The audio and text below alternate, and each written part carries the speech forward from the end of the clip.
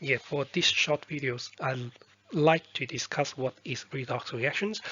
A redox reactions, just by looking at its name, a redox start with RED is stand for reductions, and OX stand for oxidations. And oxidation and a redox reaction is a very similar chemical reactions as a acid and base. Acid and base, we know that is a proton ion transfer between acid and base, while when we consider a redox reactions, we have an electrons instead of protons transfer between the two chemicals. A chemicals undergoes oxidation is defined as a chemical loss of electrons, while the chemical that undergoes reductions could be defined as gain of electrons. And if you just try to look at the first alphabet of each letters, okay, then very common in most of the textbook will suggest you to remember what is redox reaction is oil rig. It's just oxidation, OIL, is loss of electrons, and reduction, re is a gain of electrons. Sometimes I like to say oily rig because that's involve electrons as well. But when we try to look at this, since one chemical loses electrons, it's not hard to picture the electrons that it loses move into the chemicals that gain electrons. When we have the electrons move between them, a electron transfer between two chemicals makes redox reactions. So once we understand the definition of the redox reactions, we can use a simple chemical, typical chemicals to explain what's going on with the electrons between each other. Typical example we use is sodium metals react with chlorine gas. When sodium metal react with chlorine gas, it produces table salt for us. A table salt, sodium chloride is on our, some of us will have it every day. And when we consider this, before we move on, we need to balance equations. The two chlorines on this side, so I have to put the 2 there, then to put another 2 in front of sodium would balance the chemical equations. If we zoom in to look at the equations, because I tell you this is a redox reaction, but how can you prove it? How can we show this actually electrons movement between each other, and which one is losing electrons and which one's gaining electrons? We can just identify each of the kind of subject at a time. So sodium is the one that in the beginning, and what do we produce at the end? We produce sodium ions. If we look at sodium metals, we know that is number 11 elements, which has an electron configuration of 2, 8, and 1. And for sodium ions, it's 2 and 8. And you will find that between those two, before and after, there's 1 electrons that actually disappear or being removed from the sodium metals. And that electrons become a free electrons, not attaching to the sodium anymore, and it's free to move to the other side. If you don't have any other chemical to receive the electrons will eventually go back to the sodiums and everything just not happening. But because we do have a chlorine gas actually receiving electrons or taking some reactions, then we can consider this is a electron transfer. When we focus on chlorine gas turning to chloride, there's 2 chlorine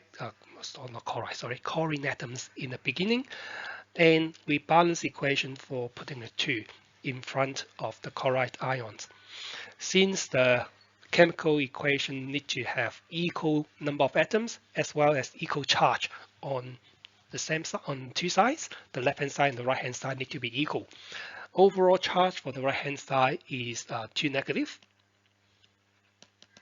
and then I need to do something to balance the charge. So the best way to balance the charge, or the only way to balance the charge, yeah, is having some more electrons for the left-hand side. If I add 2 more electrons on the left-hand side, it seems like overall charge on the left-hand side is also to negative. Both sides to negative are perfect and balanced, so we are quite happy for the result. Now, if we try to look at the scenario here, we can tell each of the sodium metals is going to lose 1 electrons to the chlorine gas. But 1 electron is not enough. We have 2 chlorine atoms. So we need 2 sodium metals to give 2 electrons away to the chlorine gas.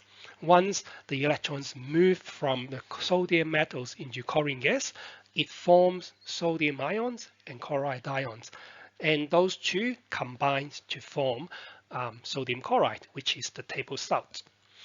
And by looking at the reaction, we know the sodium is oxidized. Sodium metals is oxidized.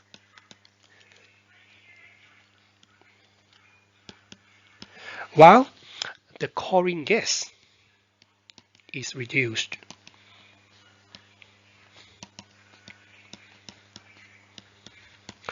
Okay, so another concept I'd like to talk about for redox reaction is oxidation number. Oxidation numbers, some other textbook, they may use another term to describe exactly the same thing called oxidation state. So don't be scared when you say, oh, I never learned about oxidation state. It's the same, it's just oxidation number. And what's the use of oxidation numbers is when you face a chemical reaction. Let's say that we have that reaction before, that sodium metals react with chlorine gas, it forms sodium chloride. And you don't really know whether it's an oxidation and redox reaction without looking at the electron transfer. Oxidation numbers offer a shortcut for us to determine whether it's oxidation or reductions. Some other example, let's say if I say hydrogen gas react with oxygen gas and form water at the end. And is it oxidation, or is it redox reaction, or is it something else? How do we know? And one more example that we can talk about is a burning carbon. So try to burn some carbon with the oxygen gas, forming carbon dioxide gas. So is this reaction oxidation, or is it not oxidation? Is something else? So oxidation numbers offer a shortcut for us to do. Yeah, the oxidation numbers come with 5 rules that I put up here. And the first rules about oxidation numbers is when you see a chemical in the chemical equations, anything that's with 3 elements like oxygen gas, chlorine gas, or even sodium metals by itself, or you can see sulfur by itself, just by itself, not in a compound form, they will have a oxidation number of 0. Okay, that's it has no other meanings. It's just a number helping us to determine whether it's positive or whether it's an oxidation or reductions. And to find what is the oxidation numbers for some monoatomic ions, the oxidation numbers will always equals to their charge. Monoatomic ion means ions with 1 atoms. So chloride ion is just by itself, sodium, Mn2 plus and Zinc2 plus, or F minus, or K positive. All of them, they wear charge. And when they have charge, they O2 minus there, every single monoatomic ion, their oxidation numbers would equals to their charge. When it's Cl minus, means oxidation number equals to -1. When it's 2 minus, the oxidation numbers would equals to the 2 minus. It's just the kind of the second way to the second rules to find out what is the oxidation number of a particular chemical find in the reactions. Number 3 and number 4 rules are generally combined to look at them together, because a lot of chemicals that we use has hydrogen and oxygen atoms inside, and we just developed those 2 rules for them. These 2 rules is about compounds. It has to be a compound. That means you have more than one type of atoms in there. If you have any compounds, hydrogens, each hydrogen is very important to remember, each hydrogen would be a positive 1. If I have water here, it means that I have hydrogen by itself, which is positive 1. I've got 2 of them, that means I've got 2 times positive 1. Then, and I have oxygen in this water compound would have a oxidation number of -2. At this point, I'm just telling you some simple identification of maths, but how do we use it? You will find that yes, this would be quite useful when we apply into the equation that I just mentioned before. The last rule is a little bit complicated. Also refers to a compound, or sometimes in polyatomic ions. Hope you still remember what is polyatomic ions. And the sum of the oxidation number, that means add them up together, for the neutral compounds would be 0. The sum of, if you add all the oxidation number together, and for neutral compound is 0. But if you add all the oxidation numbers, okay, of the atoms in the polyatomic ions, it will equals to its charge. The 2 examples that we use is like water here, H2O, because H2O is a neutral compound, and the sum, okay, if I add the oxidation number of hydrogen, that would be 2 times positive 1 plus oxygen is the -2 oxidation numbers, I would eventually equals to 0 charge. The sum of a neutral compound is equals to 0, and that one is the sum of oxidation number. If you look at the example of NH3, the NO3 minus that we have here, since the charge, this polyatomic ion has a -1 charge, so the sum of it would be -1. Then I know oxygen is always -2, so I will have 3 times -2. If I know that oxygen is 3 times -2 equals -1, then you will be able to trace back what would be the oxidation number of a non-hydrogen and non-oxygen. So if something is a compound that's non-hydrogen, non-oxygen, how do you tell? We can use this particular method to trace it backward. And the oxidation numbers of this nitrogen has to be a number -6 equals to -5. That one has to be a +5 as an oxidation number. And this has no other physical meaning. It doesn't tell you how many electrons there, how many protons there. It's just a pure number, and this number has a reason, and that reason tell us whether it's the oxidation or reductions occur, right? Okay. If we try to apply the 5 rules that we just discussed before, then we realize, according to rule number 1, all 3 elements would be the chemical would be like the oxidation number equals to 0. Let's try to use red to represent oxidation numbers. I have the pure sodiums here, which is, I can clearly say that this is my oxidation number equals 0. And also have the hydrogen gas here equals 0. That one also equals 0, and every single one that I've got here is 0 right there in the beginning as an oxidation number, and even chlorine gas. So all of them, according to what I have before, the rule number 1, as long as we have a pure elements, we have a 0 in the beginning. And then I'm using this as a very simple example. There will be you can see a little bit complicated one later on. But when you look at sodium and chlorine gas, try to look at Na sodium chloride. When you look at sodium chloride inside there is actually a sodium positive and Cl minus. According to the rule number 2, all the monoatomic ions should equals to is charge.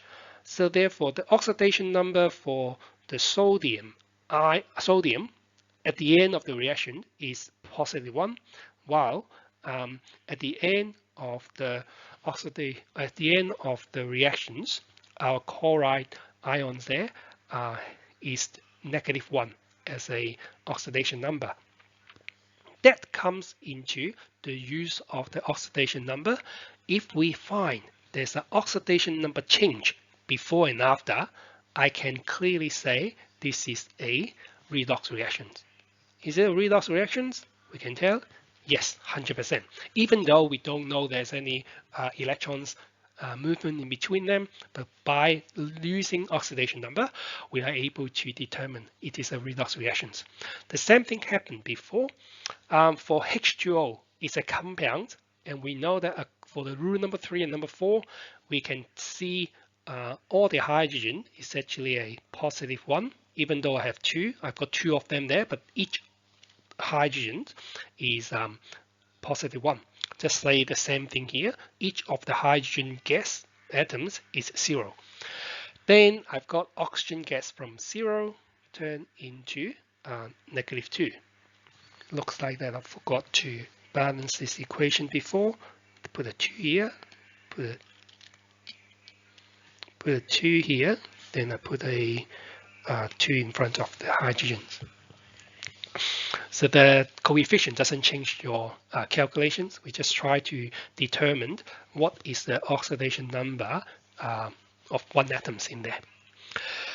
Then if we try to look at our carbon, the last one I have, because it's in compound, according to the rule number 5, the sum of it would equals to 0. So let's try to say the sum of all oxidation number should equals to 0 because it is a neutral compound. Then we also know if all the oxygen is negative 2, but I have 2 of the oxygen in there. Since overall is equal to 0, the oxidation number of my carbon would be a number -4 equal to 0. And that means carbon oxidation number has to be positive 4. If I've got this as a positive 4 and oxygen itself is negative 2, I can see my carbon is changed from 0 to positive 4 and my oxygen is changed from 0 to negative 2. All 3 of them, they are oxidation number. And there's another beauty of oxidation number is if you see the oxidation numbers actually increased. So let's say I've got sodium to sodium positive there, increase. It means that the sodium is oxidized. And increase of oxidation numbers equals to oxidations. The other one, if you try to highlight my chlorine, the chlorine here is from 0, go down, okay, reduced. The number reduced or the number decreased from 0 down to negative 1. And that means my chlorine is reduced. When is a decrease of oxidation number, is a reduction. When it's an increase of oxidations, is a oxidation. So let's try to highlight which one is increased, which one is decreased. For the second one, I've got hydrogens increase from 0 to positive 1 is my oxidation. And then I've got my oxygen, okay, is decreased, is my reduction. Then the very last one, I've got my carbon is increased, another oxidation. And the last one, oxygen decreased, is a reduction. In redox reaction, you'll find a lot of times, your oxygen gas always reduce, oxygen gas always reduce.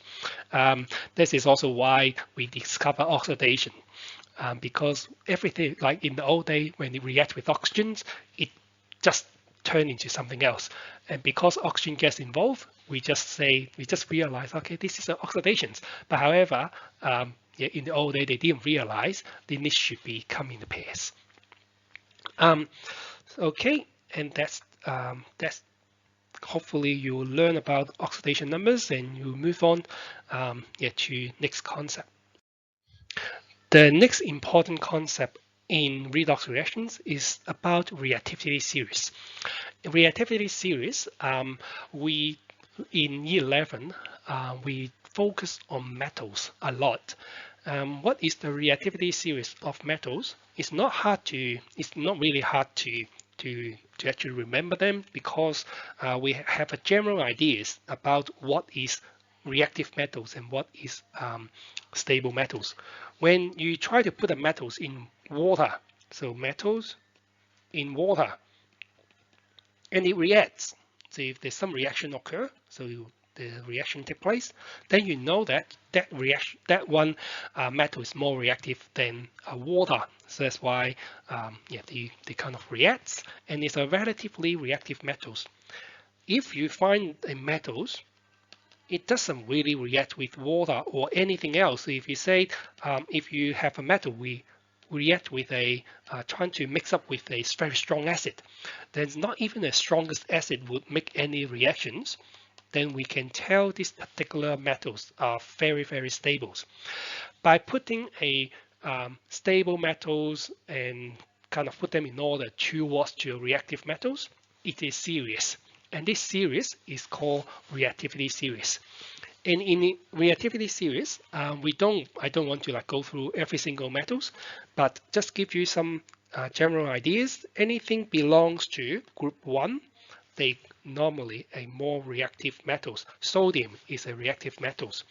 Group 1 is more reactive than group 2. So we have magnesium metals for group 2. And then if you're looking at transition metals, it's very difficult to determine by which group do they belong to, because they do change a little bit. But one thing that we kind of like to remember is we have iron and lead.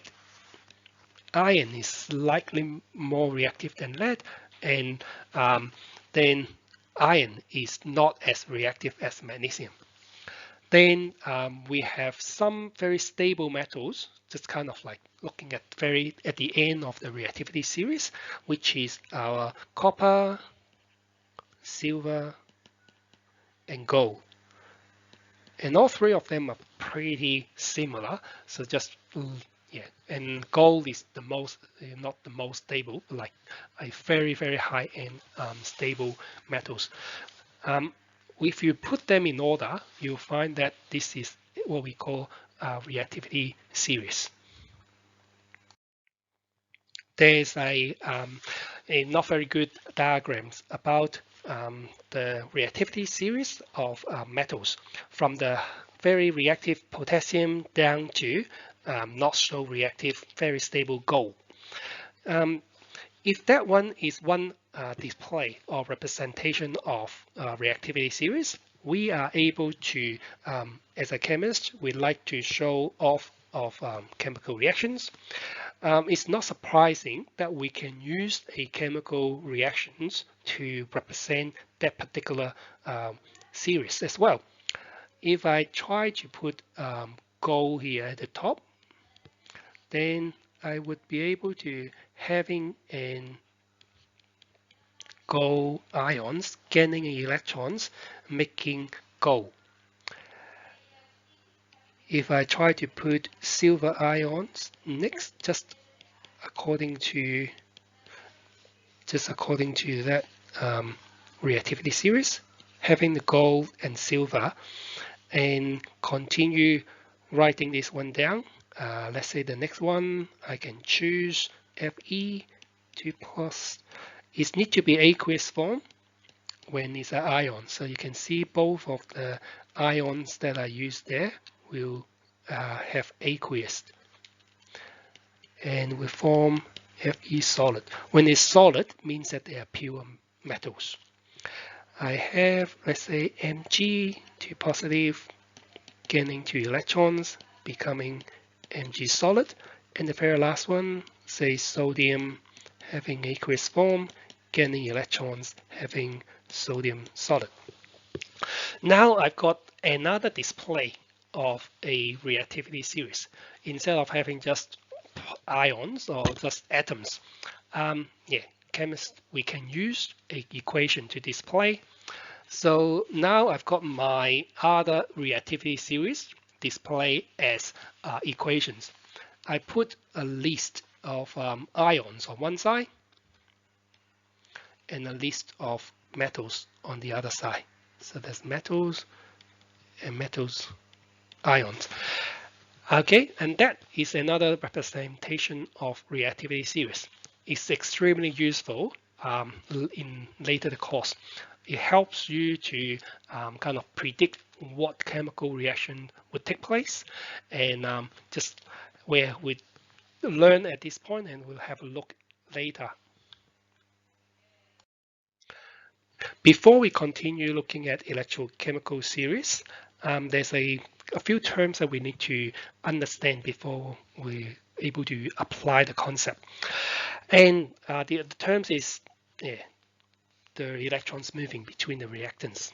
When we know redox reaction is oil-rich, one side undergoes oxidations and the other side undergoes reductions. And there's electrons moving from the oxidation side to the reduction side. And all chemical reactions can be described as reactants react each other to form their product. In redox reactions, we have two very important terms to describe the reactants in the reactions. And the two very confusing terms too. And the terms that we use in there is called reductant and oxidant.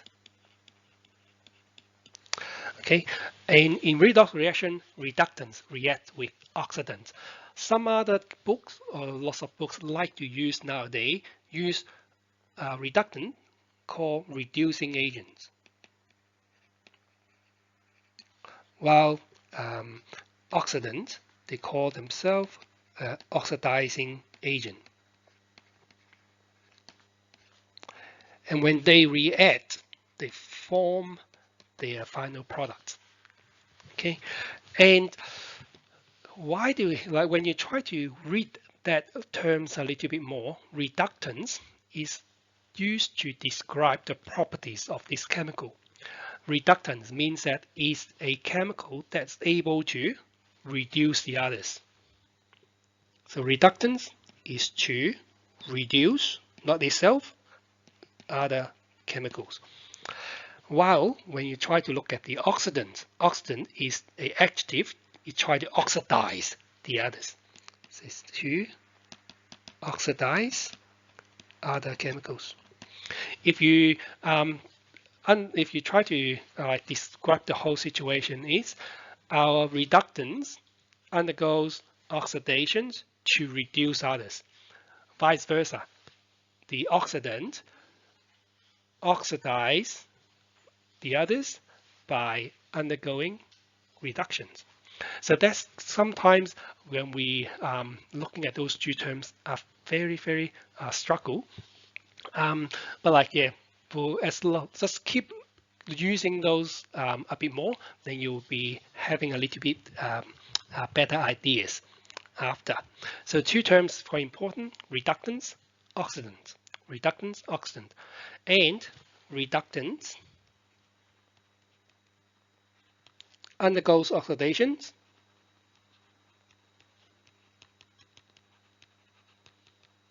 means is losing electrons, and our oxidant, it undergoes reductions. When it undergoes reductions, it gains electrons. So therefore, if you have two chemicals here, we can basically say reductant loses its electrons to the oxidant to kind of perform redox reactions. Once we understand what is reductant, what is oxidant, then we can use this concept to kind of like move into our reactivity series. For that, for the reactivity series, that's the one that we just developed before. We put the most kind of like the most stable metals at the top, and I've got the reactive metals at the end. If we consider on the other side, okay, or to consider on the other side Au positive, since Au gold is very stable metals, it has a very strong tendency to become gold, to become solid gold, and gold ion is not the first priority. So gold really wants the electrons. If we think Au positive has a high tendency or strong urging, like driving force to become gold, then we would able to say my Au positive is the one that need the electrons the most. Need the electrons the most.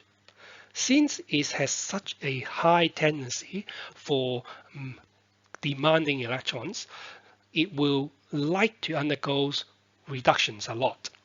And the one that undergoes reductions, the one that undergoes reduction means gaining electrons, the chemical is called oxidant. I would be able to say by looking at this reactivity series, I have Au positive as a ions being the strongest oxidant. And it's the strongest oxidant because it has a driving force to make a very stable metals. If we looking at this down the list from the strongest, you will be able to see sodium ion is the one that doesn't really want to gain electrons because on the other side is a very reactive metals, and I will have my sodium ions as the weakest oxidant. So oxidant reductants are the terms that we describe things react in the redox reactions. When the one that really need the electrons, then we call them strong oxidant. And the one that doesn't really like it, but you force me to do it, I'll do it. That's very weak oxidant. When an oxidant reacts with the reductants, they react, right? So we look at one side. We can also try to look at this reaction backwards. Say I will put the reactivity series backwards. This time I have my sodium, the reactive metals, at the top, and I'll put this gold on the stable metals at the end. If I'm trying to look at metals as a reactions, now because metals we lose electrons, this if we're going to move forward and lose electrons, it is oxidation reactions. Oxidation reactions, what is the chemicals that undergoes oxidations? Is the reductants. So all of them that we can see sodium, magnesium, metal, iron, Ag, Au, they are as reductant this time. Now, which one would be the strongest? Which one would be the weakest? If we consider the ideas of reactive. So when it's a reactive metals, it really want to react. That means it really needs to kick out the electrons. So that is a strong driving force for the reactive metals to form Na positive. But there's kind of no urge, there's no need for gold to actually forming gold ions. It doesn't need to be. I forgot to put aqueous here. Then by having this understanding, then we can tell at the top of the list, when you have a reactive metals, the reactive metals would be the best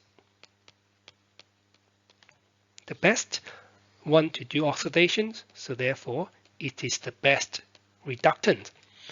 Then gold that we have here would be the worst, or the least reactive metals. It would be the worst or the weakest. I think weakest is better terms. Just say it is the weakest or the strongest. So the strongest reductants for sodium and the weakest reductants for gold. So now if I try to put the two chemical series, reactivity series, side by side to each other, the first one I can tell Au positive is really want to become gold, so that would be the strongest, and we call this strongest undergoes reduction, so it's the strongest oxidant in here. And then I have the last one here represent the weakest oxidant. Then if I have sodium metals, I know that that one really want to react and forming sodium ions. I've got this as my strongest reductant. And I've got gold metals as the weakest reductant. So now when I try to look at those two, you find a very interesting fact is, if you look at this sodium at the top, it's actually at the bottom list of the other side. Some scientists actually try to merge these two together by having the arrow pointing backwards. So that one, people try to basically do these two chemical reactivity together by merging them like this. So instead of writing them side by side, they put the arrow, put the arrow backwards. So that means you can consider this as sodium as the beginning, of the reactions and form sodium ions. We see them as a backwards. If we consider this as a backward, that sodium metal reacts and forming sodium ions, we can move, we can move that strongest reductants on this side. So we can identify our strongest reductant would be our sodium metals, and our weakest reductants would be the gold.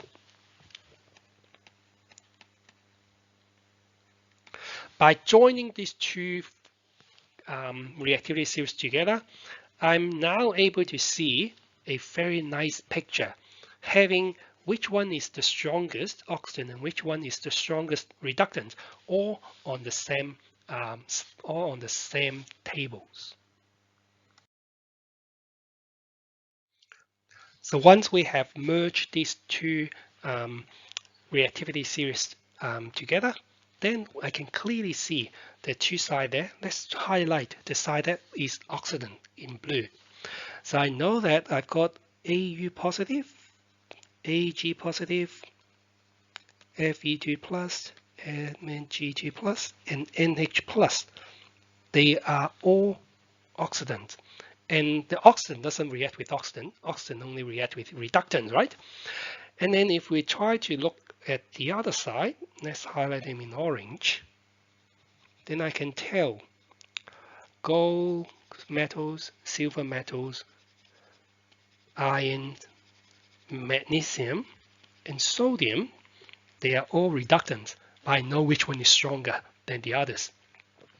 The beauty of having this we call them electrochemical series or reactivity series. The beauty of this reactivity series is we are able to determine predict a reactions whether it would take place or not. For example, the best reaction you can choose from this reactivity series is having the best oxidant. So which one is the best oxidant, the strongest oxidant in the list? React with the strongest reductant. If I choose two of the strongest oxidant reductants, I know that this is going to be a perfect reaction, a very, very fast and strong and big energies reactions. So you can tell Au, it definitely react with sodium metals. Au aqueous is going to react with sodium metals, and boom, there's a lot of reaction take place, beautiful redox reactions. And we can see the product at the end would be the Au solid and the Na positive. Both of them are much more happier than Au positive, Au plus positive, and Na solid. Then the things that would have no possible is if you choose the weakest oxidant, react with the weakest reductant. Let's say the weakest oxidant that we have here is Na positive, and the weakest reductant that we have here is Au solid. And you can tell straight away, both of them are so weak. Even though you try to mix them a million years, they will not react with one another. You can tell this is not possible to have any good redox reaction take place in between a weak and a weak. In general, by doing a reactivity series, we can tell that if we put the reactivity series based on the strongest oxidant on one side and the strongest reductants on the other side, then it comes down to a very good, I think easy to read. Is anything go down? So like this, it's not very good. Let's try to change colors. Anything is actually go down diagonal is going to work. So Au positive is going to react with Ag solid, because I've got this is relatively strong and this is relatively strong, right? And Fe2 plus is going to react with the Na and the Mg. When you try to go diagonal, go down in this particular reactivity series, you now be able to determine whether the reaction would take place or not. If you try to do it the other way, say you choose sodium and try to climb up to react with solid iron, it would not work. That would be not a possible redox reaction, because a weak oxidant reacts with a relatively weak oxidant. It doesn't work that well. And the Mg, if you want to work with Ag solid, it also doesn't work. The only way we use the reactivity series to predict whether the redox reaction would take place is having the right directions going downhill. Everything going downhill would work. Okay, everything going downhill would work. If in the exam, if you are given this particular electrochemical series, right, then or we call them reactivity series, then you can apply this reactivity series to predict whether the reaction would take place or not. So now we try to sum up the lessons. Like when you try to have your reactivity series, we know that we have the strongest oxidant, weakest oxidant, weakest reductants, strongest reductants, and the only way that they work is going downhill. So anything going downhill will work, right? So if that's the case, then let's try to predict the reactions with the with the reactivity series that we have. If you react Ag positive with Mg, so Ag positive is right here, Mg is right there, going downhill. Perfect. You will have the reactions. Reaction will take place. And what's the product produced? The product produced would be the Ag solid and the Mg positive. It's very clear because you change from solid into aqueous, from Mg into Mg2 plus. At the same time, you have the aqueous turn into solid. Then we look at the second scenario, Na positive, and so let's try to clean this up. Try to look at the second one. Use let's say use green. The second one, Na positive, going to solid there. Climb uphill, weak oxygen with reductants. Doesn't work. No reaction. Straight away. There's no need to think as long as we understand the basic concept of electrochemical or of the reactivity series. Ag positive and gold solid. Let's have a look. Ag positives there, and gold solid right there. It's very close, even though Ag positive is quite strong, but Au is too weak. It's still going to climb up. It doesn't work. They would have no reactions. Then the last two to look at there, let's have a less purple. Fe2 plus right here, Na solids down here. So both of them relatively strong, going downhill. It will have a reactions. When they have reactions, then I will have the Fe becoming solid and might have Na positive produced.